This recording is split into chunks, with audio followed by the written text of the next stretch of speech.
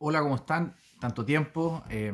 Hace ya varias semanas que no había subido video porque estaba bastante atareado con trabajo y cosas por el estilo. Pero ya me estoy dando un tiempo para poder retomar el canal. Un poquito alejado de la política y volviendo más a los análisis de textos y otras reflexiones. Así que agradezco también a que la Josefina me motivó bastante a volver a hacer los videos eh, y me dio varios tips de, para esta como segunda o tercera etapa de este canal. Así que nada, vamos a este video en específico. Voy a retomar un poco las lecturas de Mario Góngora y con un ensayo que hace rato que yo quería leerlo y que está dentro del libro Civilización de Masa y Esperanza. Y el ensayo es el que le da el nombre al libro, Civilización de Masa y Esperanza. Ya escrito por Mario Góngora el año 1982. Así que vamos a leerlo y ir analizándolo. Insisto, estas lecturas igual son largas, así que los invito a estar atentos al video y ojalá nos aburran. Así que voy a partir. Civilización de masas y esperanza. Existe hoy un consenso general sobre el predominio de un materialismo práctico en el mundo actual. Ya en el siglo pasado, proféticamente, pensadores tan distantes entre sí como Tocqueville, Jacob Burckhardt o Nietzsche entrevieron estos rasgos del materialismo de masas. Tocqueville en su Democracia en América, Burckhardt al describir en sus cartas al Londres de 1879, Nietzsche, el diagnosticador genial, al presentar la imagen del último hombre. ¿En qué se manifiesta este materialismo práctico? No se trata desde luego de la avidez de tener más, que se ha dado en todas las épocas. Se trata de ese afán, de que ese afán se muestra desnudamente, sin encubrirse tras ninguna idea, pero sobre todo en que la realidad global está animada del impulso desenfrenado de dominar la naturaleza, para abastecer a las masas humanas en sus necesidades y sus diversiones según un régimen de producción y de consumo, mediante un modo exterior de racionalidad, pero desatendiendo toda idea de valor religioso o metafísico. La masa no es solamente la multitud vociferante de las jornadas políticas, ni la opinión pública expresada a través de los medios de comunicación, las encuestas, por ejemplo, en la actualidad. Es hoy día todo un régimen existencial de la vida humana, que impone una nivelación general, como lo presintieron hace 50 años Ortega y Gasset y más filosóficamente Karl Jasper. Este último deja, con todo, una posibilidad abierta. El hombre, escribe, no puede incorporarse totalmente a una función dentro de ese régimen. Puede, si logra su libertad interior y un contacto con la trascendencia, salvar su substancia, su ser sí mismo. Pero en general es evidente para él que la civilización de masas va imponiendo su modo de ser en todo el mundo. La homogenización, la igualitarización, la, la, la necesidad de dominar la naturaleza para abastecer masas humanas en sus necesidades y diversiones.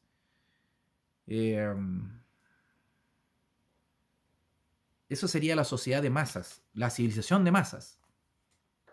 Esa civilización se basa en una técnica fundada en las ciencias naturales y sociales. Se basa en una técnica, en un saber hacer. Por otra parte, en ciencias naturales y sociales, la ciencia ha pasado a ser la suprema instancia de la fe humana. Por otra parte, esa civilización exige la existencia de una red o aparato que regule todos los procesos colectivos, incluso sobre todo los procesos psicológicos sociales. Por otra parte, esa civilización exige la existencia de una red o aparato que regule todos los procesos colectivos, incluso sobre todo los procesos psicológicos sociales. Casi un aparato que sea un constructo social. La técnica y la masa están íntimamente unidas. Se generan recíprocamente. La absolutización de la técnica tiene hoy día un ámbito planetario. Globalización. Tiene hoy día un ámbito planetario, más allá de las grandes diferencias ideológicas. Estamos hablando de 1982, marxismo y el capitalismo. O sea, plena Guerra Fría. Los restos de las grandes culturas históricas se ven generalmente desplazados por esta civilización mundial de masas, generada sin embargo dentro de la cultura occidental. El actual materialismo práctico nos hace pensar inevitablemente en el pan y circo de la civilización romana impuesta por su imperio al final del mundo antiguo. El imperio sería la etapa decadente del imperio romano, de Roma. La república sería la época más bullante culturalmente hablando. Pero existe una diferencia radical. El poder de la técnica racionalizadora otorga al aparato totalizador una intensidad que jamás llegó a tener el Imperio Romano. Se produce aquí un salto de la cantidad a la cualidad. O sea, es cualitativamente mucho más importante o poderoso este aparato totalizador, con una intensidad jamás vista en la historia. Y eso se lo da la técnica racionalizadora. La técnica racionalizadora, o sea, la técnica, la razón, las masas, conceptos puramente modernos. El internacionalismo técnico-económico, y antes dijo que no tenía que ver, que más allá de las grandes diferencias ideológicas, o sea, aquí hay una cuestión que va más allá de marxismo, de capitalismo, o sea, acá hay una cuestión mucho más macro. El internacionalismo técnico-económico supera hoy día los obstáculos ideológicos o de principios. Las grandes preguntas giran sobre los medios o sobre la técnica, ya no son sobre los fines. Para un gran filósofo como Heidegger, la técnica sería hoy la más verdadera aparición del ser. El error contemporáneo sería el absolutizarla, sin pensar en su esencia. Voy a leerlo de nuevo porque me manía en leer. El internacionalismo técnico-económico supera hoy día los obstáculos ideológicos o de principios. Las grandes preguntas giran sobre los medios, o sobre la técnica, o sobre el saber hacer. Ya no sobre los fines. ¿Para qué estamos haciendo esto? ¿Para qué estamos buscando esto otro? Sino cuál es el medio más eficiente para lograr esto, o cuál es la técnica más eficiente para cumplir esto otro, o que lo haga ser útil. Para un gran filósofo como Heidegger, la técnica sería hoy la más verdadera aparición del ser. El error contemporáneo sería absolutizarla, o sea, volverla absoluta, siendo que la técnica es una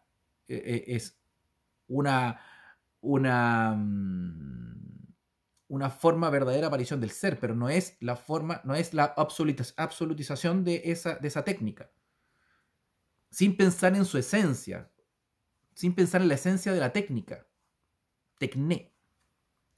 La racionalización del hombre y del mundo proviene remotamente de la ciencia moderna, la modernidad. La racionalización del hombre y del mundo proviene remotamente de la ciencia moderna, pero al absolutizarse se refleja como materialismo. Los hombres quedan prisioneros de un aparato creado por ellos mismos y sobre cuyos fundamentos y orígenes no se ha reflexionado suficientemente, como ha señalado Heidegger. La racionalización del hombre y de la naturaleza, del mundo, vienen de la ciencia moderna, pero la absolutización de esta deriva en materialismo marxista o capitalista. Por eso superan los conceptos, la gran lucha ideológica de la Guerra Fría. El resultado de todo ello ha sido fatal para la individualidad. Se ha producido una despersonalización. El individuo queda aislado y atomizado, pues las comunidades y comuniones tradicionales han sido destruidas por el poder masivo. Las peculiaridades históricas de estamentos, pueblos y naciones tienden a desvanecerse. Desaparece la confianza en las antiguas autoridades, dejando el paso a todas las usurpaciones. El individuo tiene que funcionalizarse según los requerimientos del aparato. Tiene que justificarse por la utilidad que presta al abastecimiento de las masas. La utilidad, el concepto de utilidad. Aquí está hablando del individuo. Tanto que se defiende el concepto de individuo, pero aquí es un individuo despersonalizado. El contemplativo religioso o filosófico es mirado como un parásito. Desde este ángulo puede comprenderse algo más la angustia vital de tantos hombres y los fenómenos de compensación contra el régimen y el aparato, como son la violencia, el terrorismo o el deseo de paz a cualquier precio. Todos los rostros del nihilismo, también presentidos por Nietzsche o Dostoyevsky. Es un nihilismo en la resignación, en el último caso, en la violencia y el terrorismo. Es el ansia de llevar los conflictos y tensiones hasta un extremo para llegar a una decisión cualquiera. O sea, es como, salgamos de esto de alguna forma a cualquier costo y nos lleva a cualquier paso, a cualquier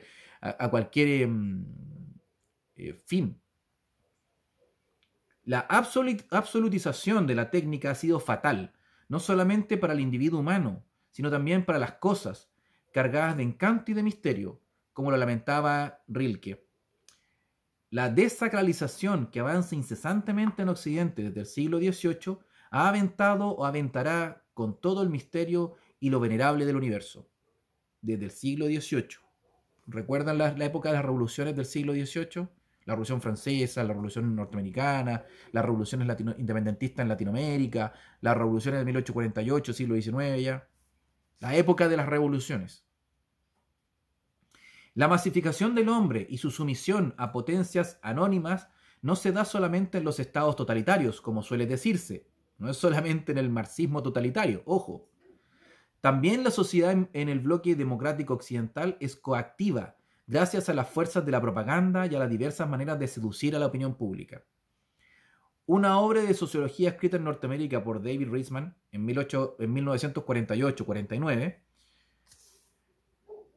la multitud solitaria, describe a un nivel teóricamente no muy elevado, pero sí muy impactante, lo que es la formación de gustos, aspiraciones y convicciones en la sociedad de masas, o como él lo dice, en el mundo en que el hombre es dirigido por los otros.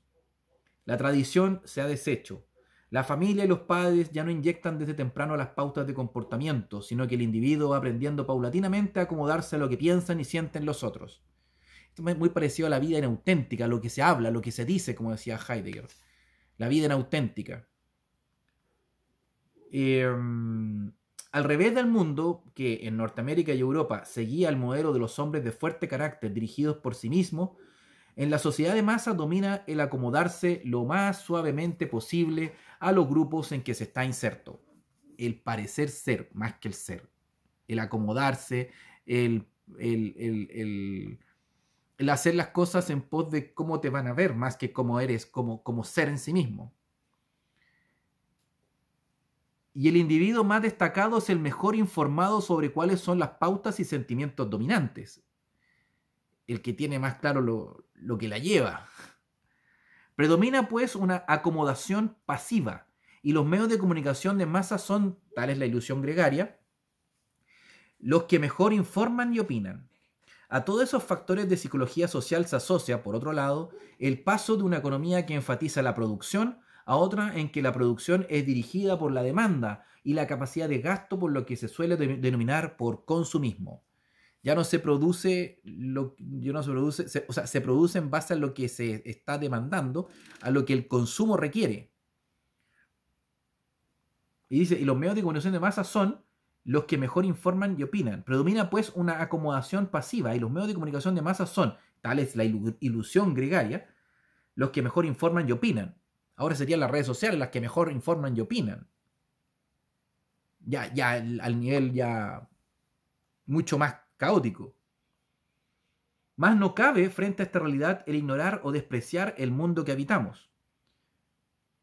De allí la preocupación de los pensadores, hombres religiosos y grandes hombres de ciencia que lamentan profundamente la superstición de la ciencia, el afán diagnosticador del mal del siglo puede rematar en una auténtica desesperación, pero la desesperación es mejor que la indiferencia o el desprecio.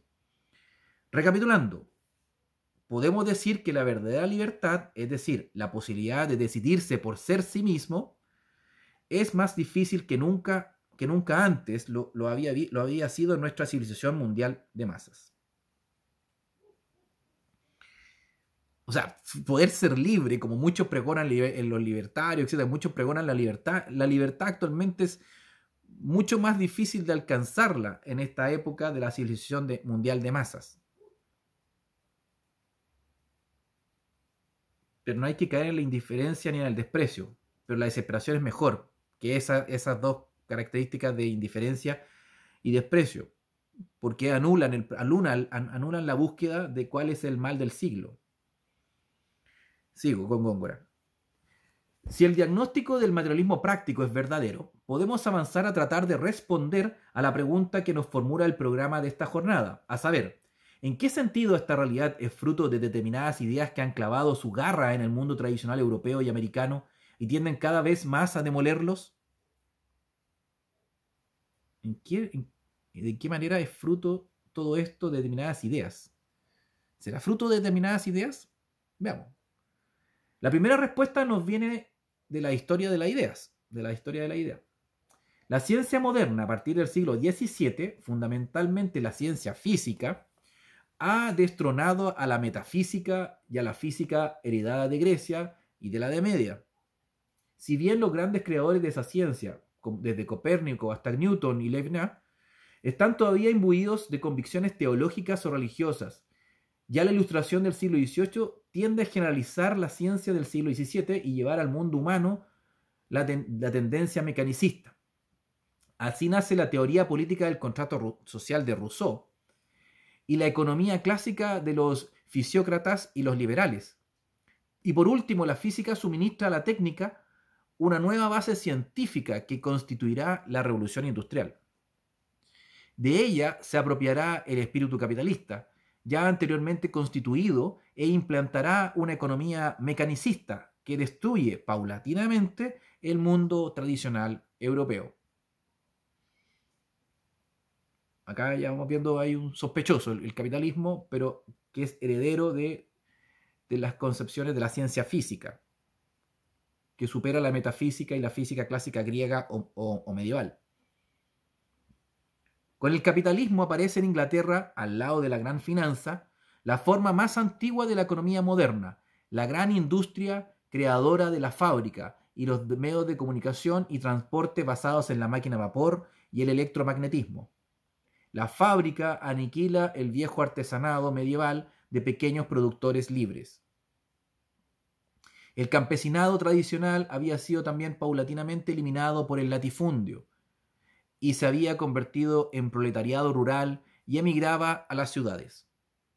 En la cúspide de la pirámide social se instala una nueva gran burguesía, aliada en Inglaterra de los restos de la vieja aristocracia. Aparece así, ya formada en Inglaterra en el siglo XIX, la típica sociedad moderna de dos clases contrapuestas, burguesía y proletariado. Ojo, y Góngora no es marxista.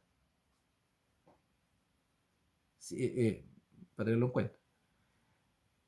No sin que subsistan, con menores grados de poder, las capas medias de pequeños comerciantes, burócratas profesionales, la pequeña burguesía en general. Si Inglaterra es la pionera en el campo económico, lo es también, en cierto sentido, en lo político, por su monarquía constitucional y su sentido liberal. Pero en este último plano es Francia la que asume el rol de liderazgo mundial con su gran revolución, que llevó al triunfo al democratismo revolucionario y al individualismo jurídico y social, consagrados en su Declaración de Derechos del Hombre de 1789 y su posterior Código de Napoleón. Es decir, del punto de vista mecanicista económico, es Inglaterra la que lleva la pauta, pero desde el punto de vista político es Francia con su revolución democrática, revolucionario democrática, y su individualismo jurídico y social. Individualismo jurídico social, o sea, los derechos individuales establecidos en la Declaración de Derechos de 1789, individuales, que se reclaman como individuo, no como colectivo. La expresión de ambas corrientes, la Revolución Francesa y la Evolución Inglesa, en el terreno de la filosofía de la historia, será la idea de progreso. En el fondo, una ideología, un pseudomito, y aquí hay un asterisco que pone Góngora acá y explica, pseudomito, porque no se trata de los mitos primordiales de que nos dan testimonio las grandes religiones. Es un pseudomito, no es los mitos que se plasman en grandes religiones y también en el paganismo, etc. En el fondo, una ideología, el progreso, la idea de progreso, que está detrás de las ideas revolucionarias francesas en la política y evolucionistas inglesas del punto de vista económico. La idea de progreso, una ideología, un pseudomito laico, cuyo postulado esencial consiste en que el avance en el tiempo implica un incremento incesante de valor. Que siempre vamos a estar mejor, siempre vamos a ir subiendo esta idea de progreso constante. Un avance en el sentido de la civilización, entendiendo por civilización un proceso único mundial hacia la felicidad, la palabra laica que sustituye al reino de Dios. En búsqueda de la felicidad. La civilización avanzando progresivamente hacia la felicidad. El progreso sigue siendo la ideología mayoritaria del mundo de hoy, compartida por las masas y los dirigentes de todos los estados representativos del capitalismo y del socialismo, todos buscando el progreso constante, buscando la felicidad. No importando si son capitalistas o socialistas. Dos sistemas económicos opuestos, pero también similares en el secularismo y en el titanismo, en la creencia en el dominio del hombre, un antropocentrismo que quiere controlarlo todo, del punto de vista capitalista o del punto de vista socialista. Dos sistemas económicos opuestos, pero que son similares en el secularismo y en el titanismo, o sea, que abarcarlo todo. Frente al influjo de las ideas francesas e inglesas, ha surgido en este siglo la potencia del marxismo, dominando a la Unión Soviética y China, con sus respectivos séquitos de países. La dialéctica de Hegel, incorporando orgánicamente los pensamientos de la economía política inglesa, de la Revolución Democrática Francesa y del llamado socialismo utópico, tales han sido las fuentes de la doctrina del pensador judeo-alemán, que ha dado el nombre a la doctrina tal vez más extendida en el mundo actual, gracias a su levadura escatológicamente revolucionaria, secularizada, atea y titanista. ¿Vieron? O sea, ¿quién nutre al marxismo? De su creador judeo-alemán, y que le ha dado el nombre al marxismo, o sea, Marx, es el pensamiento de la economía política inglesa, la Revolución Democrática Francesa y los socialismos utópicos. Esas tres fuentes matrices son lo que forman, lo que llega después a ser la influencia importante para lo que es el marxismo.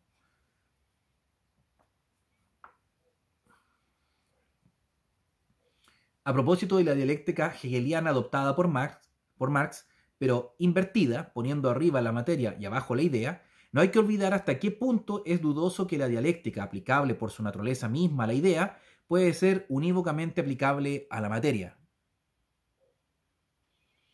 En todo caso, volviendo a la pregunta de nuestro programa sobre el rol transformador del pensamiento en la historia, creemos haber esbozado una posible respuesta al interrogante sobre qué ideas han influido causalmente en la formación de la civilización de masas. La ciencia moderna, los regímenes políticos constitucionalistas y democráticos, la economía política inglesa, el individualismo de la Ilustración y de la Revolución Francesa, en fin, el marxismo, han engendrado lo que es, desde el siglo XVII hasta hoy, el mundo de masas. Naturalmente, que hay hilos que nos llevarían más lejos en los siglos y que son inconscientes para los actores históricos del siglo XIX, tales como el profetismo hebreo, la escatología judía y cristiana, herejías cristianas de los primeros siglos, etc. pero su consideración nos llevaría a ámbitos históricos demasiado vastos para ser abordados en nuestro marco de hoy día. O sea, las raíces de esta civilización de masas, de este materialismo, de este racionalismo, de esta técnica racionalizada, absolutizada, derivada del materialismo, esta civilización de masas tendría sus fuentes en la ciencia moderna, los regímenes políticos constitucionalistas y democráticos, la economía política inglesa, el individualismo de la Ilustración y la Revolución Francesa, en fin, el marxismo. Todo eso han engendrado lo que hoy llamamos el mundo de masas. Moros y cristianos, la economía política inglesa, la democracia francesa, el marxismo, la Ilustración, la ciencia moderna, todos progresistas, todos hijos de las mismas revoluciones del siglo XVIII y XIX. Y se podría buscar más al fondo, más en profundidad, y habla del profetismo hebreo, la escatología judía cristiana, herejías cristianas de los primeros siglos, etc. Pero sería más complejo abordar eso. Los únicos regímenes contemporáneos que parecen provenir de fuentes diferentes y escapar total o parcialmente a esas inspiraciones son el movimiento de Gandhi en la India, ya periclitado, y la revolución islámico-chiita del Irán actual, hostil a la vez a los Estados Unidos y a la Unión Soviética. Estamos hablando de 1982. La revolución islámico-chiita y el Gandhi en la India son como las dos grandes visiones que traen una fuente totalmente distinta a estas visiones modernas progresistas. Modernas progresistas que no tienen nada, que no diferencian en nada ni el capitalismo ni el marxismo, que serían dos modelos económicos distintos, pero que tendrían la misma fuente matriz. El triunfo de las ideas en la realidad suele presentar considerables ambigüedades. Piénsese, por ejemplo, en la Unión Soviética, oficialmente marxista, pero a la vez de un marxismo rusificado por obras de grandes políticos como Lenin, Stalin y Khrushchev. El comunismo, al rusificarse y separarse violentamente de la socialdemocracia occidental y del anarquismo, se convierte en sucesora del imperio de los zares, con todo lo que eso implica para su marxismo. Es un marxismo muy particular el que se da en Rusia. Creo necesario precisar que, al afirmar que ciertas ideas son transformadoras, no quiero en modo alguno sentar un juicio de valor. Decir, por ejemplo, que el mito del progreso ha configurado el mundo actual no significa sino una constatación histórica, y muchos hombres ilustres han lamentado ese encadenamiento de fuerzas y es previsto la enormidad de calamidades de su resultante, la masificación y despersonalización del hombre. Así, en uno de sus discursos, Solzhenitsyn considera fatal la superstición del progreso y del desarrollo, que ha hecho perder el sentido ético a la humanidad, y frente al desarrollo económico plantea como meta la estabilidad económica, mas no el desarrollo económico, que detrás del concepto de desarrollo está la idea de progreso permanente, en búsqueda de la felicidad, que habíamos dicho, la palabra secularizada que reemplaza al reino de Dios. Es decir, reemplazar el desarrollo económico por estabilidad económica.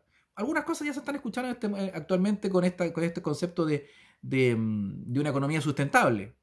Y parar con esta visión del desarrollo permanente, del progreso permanente, que lo busca el marxismo como el capitalismo. Si hablamos de la influencia de las ideas en la historia, bueno es también precisar que hay grandes fracasos de una idea, medida en sus éxitos temporales. El que juzgó más importante en estos 2 siglos es el pensamiento del romanticismo alemán, que planteó una concepción del mundo opuesta al racionalismo de la Ilustración y que esperó poder revivificar ideas y esperanzas de la Edad Media. Por eso colocó contra el individualismo burgués y el capitalismo industrial y financiero la idea de comunidad. Con ello quiso valorar los vínculos de amor, amistad, fidelidad en la vida política y social, la fraternidad religiosa y popular, las corporaciones artesanales, las esferas de vida local. De ese romanticismo derivaron los partidos conservadores de fisonomía social cristiana y la doctrina social pontificia, que remata en 40º año de 1931, que encarece la necesidad de que los hombres se agrupen por oficios y profesiones y no por sus posiciones en el mercado del trabajo. El romanticismo como respuesta al racionalismo, al romanticismo alemán, como respuesta al racionalismo de la Ilustración, reificando las ideas de la Edad Media.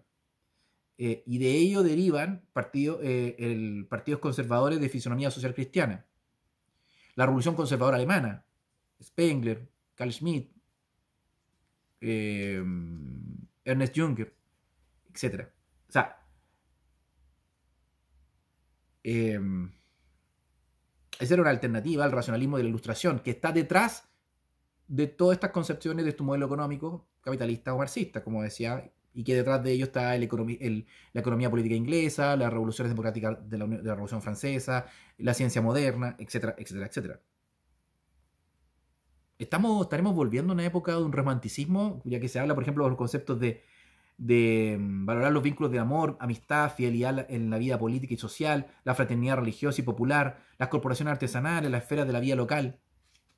Algo se ve, pero no sé si será un neorromanticismo, no sé si será. Pero sería una pregunta muy importante que los grupos nacionalistas, por ejemplo, que vuelven a hablar de la comunidad, ¿cómo puede compatibilizarse el concepto de comunidad con visiones, por ejemplo, modelos económicos capitalistas o socialistas marxistas, por ejemplo, o socialistas no marxistas, que son herederos de un racionalismo ilustrado? ¿Puede ser un nacionalismo moderno? Un nacionalismo que revitalice la comunidad, que revitalice las corporaciones artesanales, la esfera de la vida local, la fidelidad en la vida política, por ejemplo, un concepto como nación. ¿Es compatible con la modernidad? La idea corporativa, el corporativismo, ya lo hablé en otro video, ensayada, por ejemplo, en la Austria de las décadas de los años 20 y 30, fueron teorizadas por un gran sociólogo austríaco, Spahn, bajo la denominación de idea universalista, pero fue barrida desde 1945 por el alineamiento mundial obligatorio en solo dos tendencias, el capitalismo y el capitalista y la socialista, que deshacen cada una a su manera todos los gérmenes de vida comunitaria y corporativa. El capitalismo y el socialismo deshacen a su manera cada uno todo germen de vida comunitaria. Ya escuchábamos, por ejemplo, a Milei, cómo no tienen ninguna concepción de comunidad. Deshacen todo concepto de comunidad. Y el socialismo deshace todo concepto de comunidad y lo reemplaza por colectividades, donde el individuo desaparece. Se confunde con los conceptos de colectivos. En suma, una idea puede fracasar por obra de acontecimientos históricos contingentes. Para hacer comprender en un plano teórico estos fracasos o victorias, Max Scheler, en su Sociología del Saber, afirma que la esencia misma de las ideas y valores espirituales surgen en plena libertad y autonomía, pero que su existencia, su presencia orientadora o dominadora de la realidad depende de factores no ideales, sino reales, ya sea de la sangre o linaje, ya sea de fuerzas políticas, ya en fin de poderes económicos. La esencia misma de las ideas y valores espirituales emanan de la libertad y la autonomía, pero su aplicación práctica depende de factores no ideales, sino reales, depende del poder, de la sangre o del linaje, de fuerzas políticas, de poder político o de poderes económicos, o de poder económico. La esencia sería libre, pero la existencia estaría condicionada por la convergencia de esas ideas o valores con intereses reales que obrarían a manera de esclusas, elevándose o cerrándose para abrir paso o para cerrar el paso a formas de vida espiritual.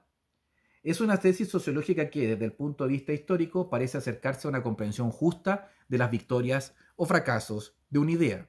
Es decir, las ideas emanan